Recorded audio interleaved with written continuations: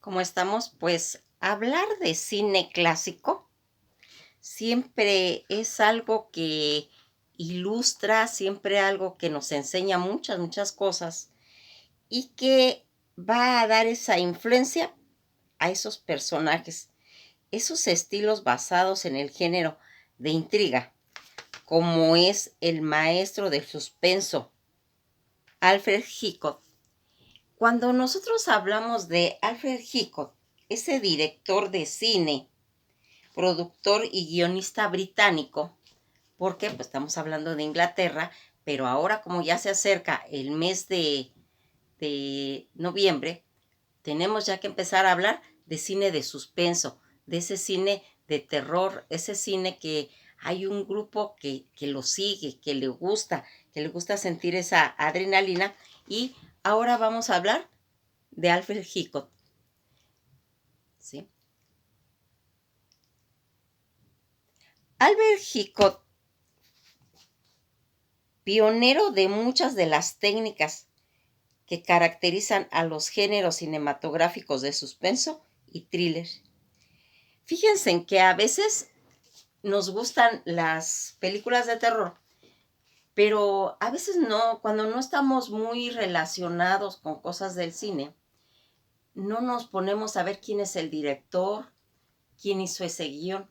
Eso es interesante porque ahí nos vamos a ir sorprendiendo de que esos directores los vamos a encontrar en muchas películas, aunque no sean de terror.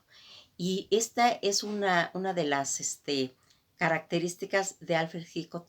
Alfred Hitchcock salió hasta en Dimensión Desconocida. Toda esa trayectoria que tiene esta gente del cine, de esas participaciones que van haciendo a lo largo de sus carreras y que van haciendo pues todo un ejemplo en los aspectos de irnos informando cómo va haciéndose esa caja mágica que es el cine. Alfred Hitchcock, un hombre que siempre ha sembrado esa semilla del suspenso, esa semilla de querer, pues, adentrarnos al tema. Ya lo habíamos visto con Lovecraft, con Alan Poe, con todos esos grandes personajes que son, pues, los maestros del cine de terror. Cuando nosotros vemos que en 1899, un 13 de agosto, va a nacer este hombre y que va a tener esa forma de pensar que ya la conocemos porque ya vimos historia de Inglaterra, ya nos vamos dando cuenta cómo piensan ellos, cuál es la forma de que se van pues desarrollando en todo su trabajo, cómo van proyectando, qué es lo que les gusta a las personas, porque ya habíamos hablado este, de Shakespeare, cuando él va manejando todo ese cúmulo de emociones, pues él lo va a hacer, Alfred Hitchcock, en el suspenso. Pionero de esas técnicas que ya les he dicho de este género, tras una exitosa carrera de cine británico en películas mudas, ya empezaba él en las primeras sonoras también, que se llevó a ser considerado como el mejor director de Inglaterra. Hitchcock se trasladó a Hollywood en 1939 y va a ir marcando, él es Alfred Hitchcock.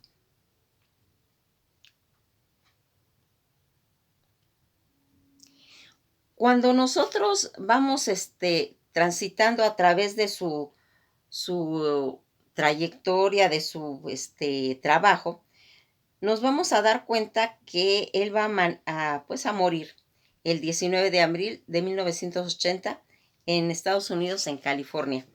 Su nacionalidad pues británica, y él estuvo en Estados Unidos desde 1955, donde él va a ir formando a lo largo de esta carrera que duró más de medio siglo. Hitchcock configuró un estilo cinematográfico distintivo y muy reconocido. Fue innovador en el uso de la cámara para la imitación, las miradas de una persona, obligando de esta manera a los espectadores a participar en ciertas formas de voyerismo. Empleaba encuadres para provocar ansiedad, miedo o empatía y desarrolló una novedosa forma de montaje fílmico. Sus historias a menudo estaban protagonizadas por fugitivos de la ley, por sus actrices protagonistas suelen ser casi siempre de pelo rubio. Muchos de sus filmes presentaban giros argumentales en el desenlace y en la trama. Esas tramas perturbadoras que se mueven en torno de la violencia, del asesinato y del crimen. Con frecuencia, el misterio que articulaban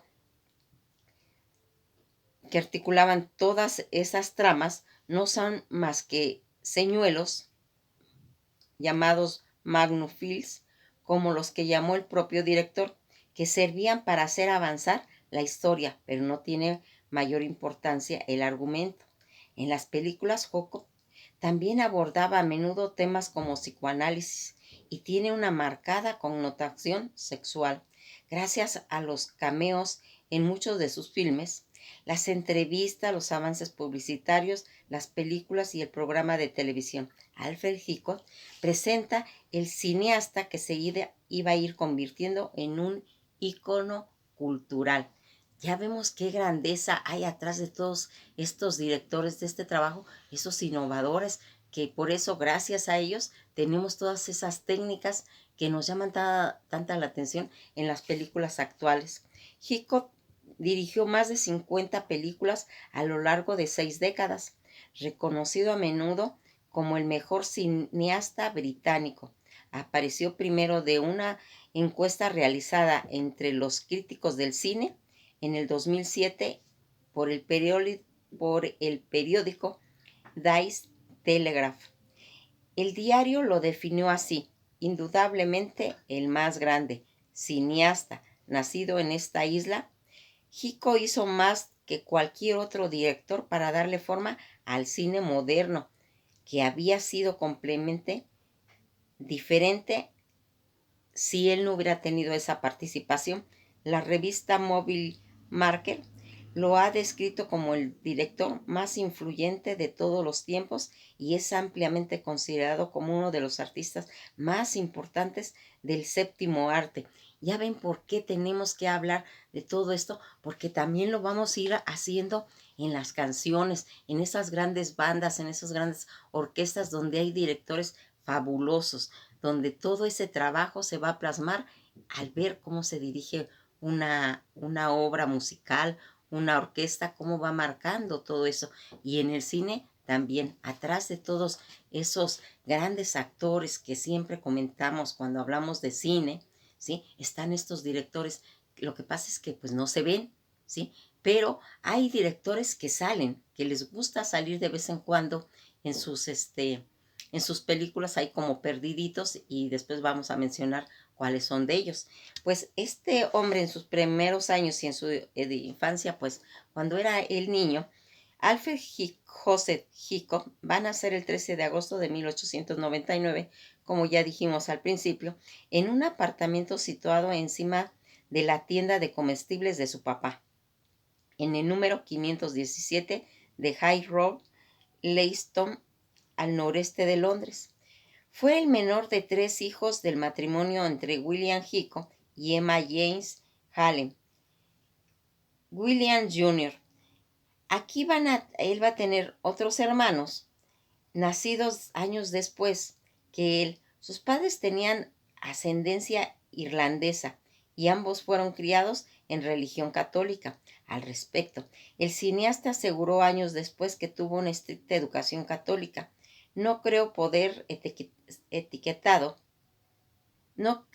ser etiquetado como un artista católico, pero es posible que la educación infantil que me dieron influya en la vida de este hombre que soy ahora y que guía mis instintos. El cine, según Hitchcock, del director francés François Truffaut, Hitchcock se describe como un niño bueno, al que sus padres solían llamar la ovejita sin mancha, y un solitario que carecía de compañeros de juego.